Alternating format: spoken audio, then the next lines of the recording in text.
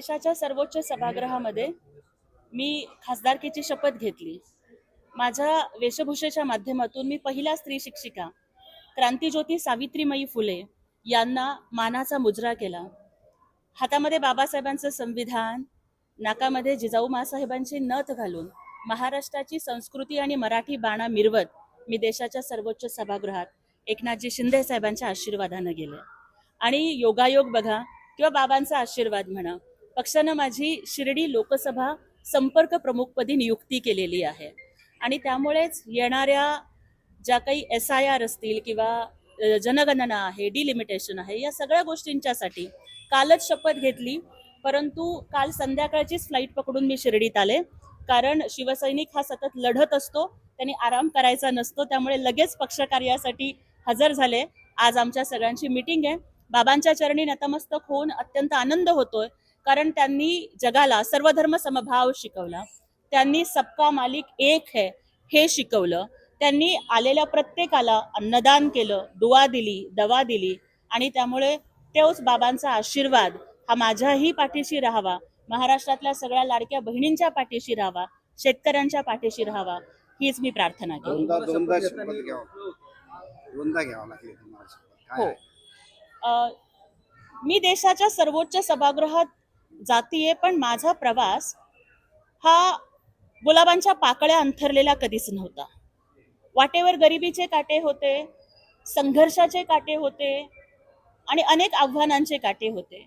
त्यावरती चालत असताना ज्या महापुरुषांच्या विचारांची प्रेरणा जी मला सतत लढण्यासाठी बळ देत राहिली, त्या महापुरुषांच्या नावाचा उल्लेख मी शपथ घेताना करणं हे मला वाटतं की माझं आद्य कर्तव्य आणि माझं नीती कर्तव्य होतं. आणि त्यामुळेच मी माझ्या शपथेची सुरुवात छत्रपती शिवराय, बाबासाहेब आंबेडकर, महात्मा फुले, क्रांतीज्योती सावित्रीमाई फुले, राजमाता जिजाऊ, लोकशाहीर अण्णाभाऊ साठे आणि जांबमुनी महाराज यांचं नाव घेऊन केली. ज्या शिवसेनेनं जात धर्म न बघता आमच्यासारख्या सर्वसामान्य कार्यकर्त्यांना मोठ्या पदापर्यंत पोहोचवलं, त्या शिवसेना प्रमुख, हिंदू हृदय सम्राट वंदनीय बाळासाहेब ठाकरे, धर्मवीर आनंद दिघे साहेब यांचं नाव घेऊन केली.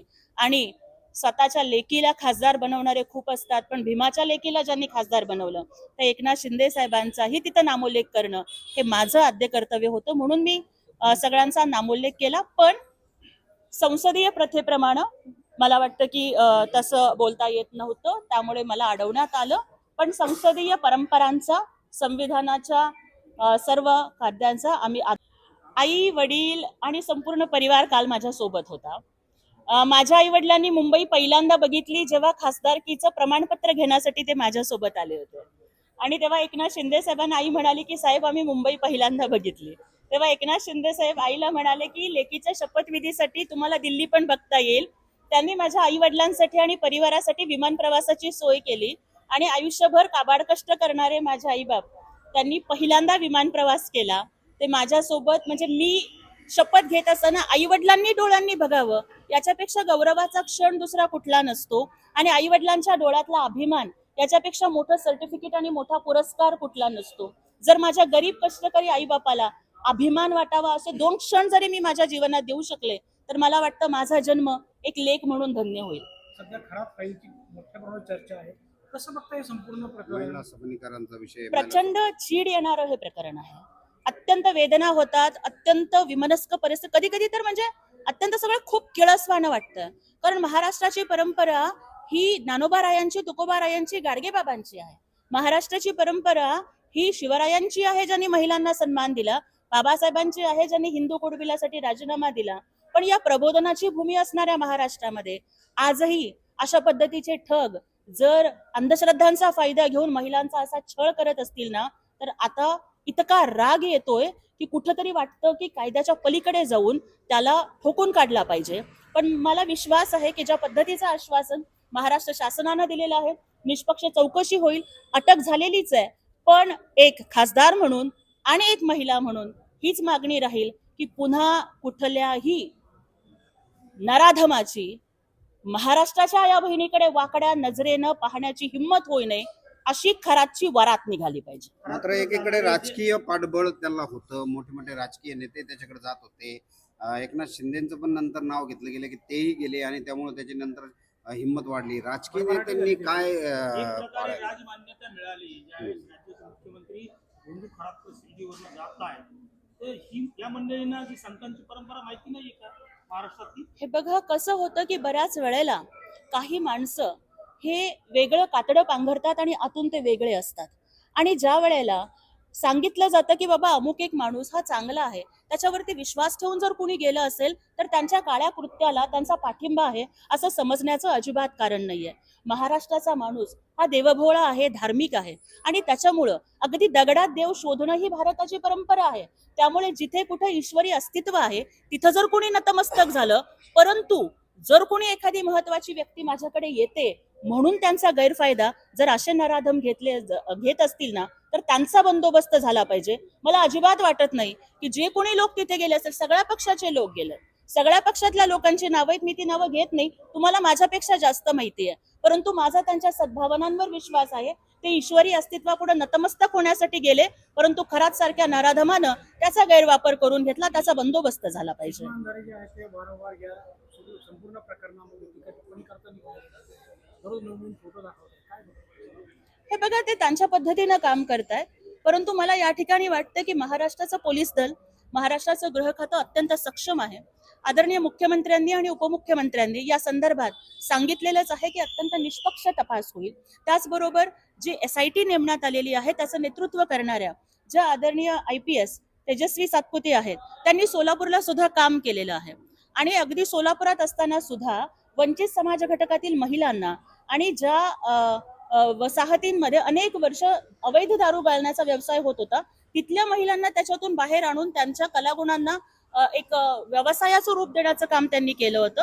त्यामुळे मला वाटतं की ते एक अत्यंत सक्षम अधिकारी आहेत.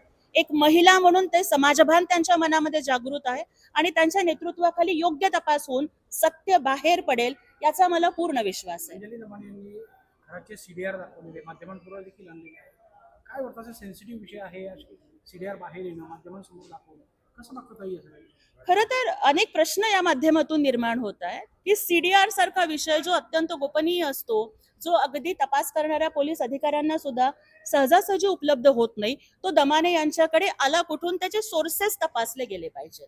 पुन्हा मला विचारायचंय की दमानिया ताई ह्या स्वतः सांगतायत की मला एका अननोन माणसानं, अनोळखी माणसानं व्हॉट्सअपवरती ते पाठवलं. मग मला विचारायचं आहे की आपण त्या माहितीची खातरजमा करून घेतली का, किंवा त्या पुन्हा परत काहीतरी स्पष्टीकरण देताना म्हणतायत की मी AI च्या माध्यमातून खातरजमा करून घेतली. पण आपण जर कुठलंही AI पोर्टल, ChatGPT असू दे, जेमिनी असू दे, ते उघडलं की त्याच्यावरती दादा एक डिस्क्लेमर असतो, AI कॅन मेक मिस्टेक्स. मग कुठलाही मग दमानिया ताईंनी थांबायला हवं होतं ना. पोलीस दलाला जर त्यांनी ते पाठवलं असतं गृह खात्याने, ते ऑथेंटिक कॉल रेकॉर्ड आहेत की नाही, तो डेटा हा खरा आहे की नाही, हे तपास होईपर्यंत मला वाटतं थांबणं, अशा सेन्सिटिव्ह प्रकरणामध्ये कुठंतरी वादाची फोडणी देणं आणि आपण चमकणं, अशा पद्धतीचं काम कुणीही करू नये. पण मला एकच वाटतं की आतापर्यंत आपण बघितलंय की पवित्र आत्म्यांना त्रास देणारे अनेक अतृप्त आत्मे असतात. त्याच अतृप्त आत्मे खरात प्रकरणावरती जर राजकीय पोळी भाजण्याचा प्रयत्न करत असतील तर ते करू नका. पीडित महिलांना नीतिधैर्य देण्यासाठी पाठीशी उभं राहा, पीडित महिलांचं मनोधैर्य वाढवण्यासाठी पाठीशी उभं राहा. ते तुम्ही जे काही आरोप प्रत्यारोप करताय त्याच्यापेक्षा पीडित महिलांचे जे व्हिडिओज बाहेर येत आहेत त्यांना बाहेर पडता येत नाही, त्यांच्या कुटुंबियांना घराबाहेर पडता येत नाही, त्यांना वर्क फ्रॉम होम करावं लागतंय, त्याच्या विरोधामध्ये उभं राहूयात आणि प्रत्येक महिलेला न्याय मिळायला पाहिजे, ताठमानेने जगण्याचा अधिकार मिळायला पाहिजे, याच्यासाठी काम करू. आणि शेवटी एवढंच म्हणते, कर नाही त्याला डर कशाला. निवडणुकाचा एक प्रश्न आहे ताई, निवडणुकाचा प्रश्न आहे. अजित पवारांच्या निधनानंतर ती जागा रिक्त झाली, दुर्दैवाने निवडणूक घ्यावी लागली आहे. एक प्रघात होता की ती बिनविरोध व्हावी, मग आता तब्बल 55 उमेदवार उभे केले गेले आहे, अनेक राजकीय पक्षांचा समावेश आहे. काय वाटतं तुम्हाला, अशाच वेळेस तरी राजकारण बाजूला ठेवलं पाहिजे की? होय, दुःखाच्या वेळेला राजकारण, पक्षकारण सगळं बाजूला ठेवलं पाहिजे. त्यातही जर पतिनिधनाचं दुःख आणि कपाळावरचं कुंकू पुसलं गेलेल्याचं दुःख कुठल्याही स्त्रीसाठी जगात सगळ्यात मोठं असतं. पण तरी सुद्धा जर 3-4 दिवशी सुनेत्राताई या महाराष्ट्राची मायमाऊली बनून महाराष्ट्राची पहिला महिला उपमुख्यमंत्री म्हणून शपथ घेत आहेत, तर नैतिक कर्तव्य होतं सगळ्या राजकीय पक्षांचं की त्या लढणाऱ्या बहिणीच्या पाठीशी उभं राहण्याचं. पण मला वाटतं की कोत्या मनोवृत्तीच्या लोकांना राजकीय संस्कृती आणि महाराष्ट्राची संस्कृती कळणार नाही. पण मला अभिमान वाटतो की आम्ही अशा नेतृत्वाच्या हाताखाली काम करतो. माननीय उपमुख्यमंत्री एकनाथजी शिंदे साहेबांनी नुसता पाठिंबा नाही दिला, तर आपली लाडकी बहीण पहिल्या महिला उपमुख्यमंत्री सुनेत्राताईंचा फॉर्म भरण्यासाठी एकनाथ शिंदे साहेब काल स्वतः बारामतीला गेले आणि ताई, भाऊ म्हणून मी तुमच्या पाठीशी उभा आहे, ह्या त्यांना शब्द दिलाय. ताई, आपण म्हटलं की आपण दगडात देव शोधणारी आपण लोक आहोत. आपण भोळे बाबडे भक्त असतात. मात्र ह्या भक्तीचा फायदा घेऊन जे भोंदूगिरी करणारे आहेत, आपण राज्यसभेवर गेलेला आहोत, तर त्या संदर्भात काही आवाज उठवणार का किंवा काही बिल तयार व्हावं असं वाटतंय? अगदी नक्की दादा, आपण खरंच सगळीकडे देव शोधणारी माणसं आहोत. म्हणजे चराचरामध्ये ईश्वराचं अस्तित्व आहे असं आपण मानतो.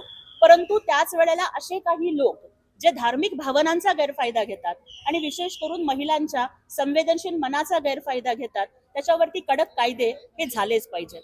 मला या ठिकाणी संत तुकाराम महाराजांचं वचन आठवतं की ऐसे कैसे झाले भोंदू, कर्म करोनी म्हणती साधू. पण तेच तुकाराम महाराज पुढे सांगतात की तुका म्हणे ऐशा नरा मोजोनी माराव्या पैजारा. म्हणजे अशा भोंदूंना पाठीशी घालू नका, हे तर तुकाराम महाराजांनीच सांगितलंय. कायदे झालेच पाहिजेत, त्यासाठी नक्कीच राज्यसभेत आवाज उठवेल. परंतु महाराष्ट्रामध्ये जादूटोणा प्रतिबंधक कायदा हा आधीच आहे. नुसते कायदे होऊन चालणार नाहीत, तर त्याची प्रभावी अंमलबजावणी सुद्धा झाली पाहिजे. आणि त्यासोबतच मला वाटतं की जी प्रबोधनाची चळवळ तुकोबा रायांनी, ज्ञानोबा रायांनी, गाडगे बाबांनी, तुकडोजी महाराजांनी, शिवाय छत्रपती फुले शाहू आंबेडकरांनी केली ना, ते प्रबोधन पुन्हा या महाराष्ट्राच्या मातीमध्ये. माननीय आठवले साहेब हे चळवळीतले मोठे नेते आहेत, सामाजिक न्याय राज्यमंत्री आहेत.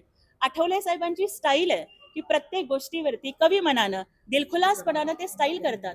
त्यांचं मोठं मन बघा की आपल्या कार्यकर्त्याची मुलगी जर खासदार होते तर हो, तुझे वडील माझ्यासोबत होते आणि तू शिंदे साहेबांच्याकडे गेली म्हणून खासदार झाली, हा उल्लेख त्यांनी केला. इथं शिंदे साहेबांच्या गुणग्राहकतेला आणि त्यांच्या मोठ्या मनाला त्यांनी पावती दिली. काल सुद्धा मी जेव्हा शपथ घ्यायला गेले तिथं रामदासजी आठवले साहेब मला भेटले आणि तिथंही त्यांनी सांगितलं की लढत राहा, मी तुझ्या सोबत आहे. लाडक्या कार्यकर्त्याची मुलगी जर मंत्री झाली त्यांना अजून आनंद होईल. खूप जास्त आनंद होईल. धन्यवाद.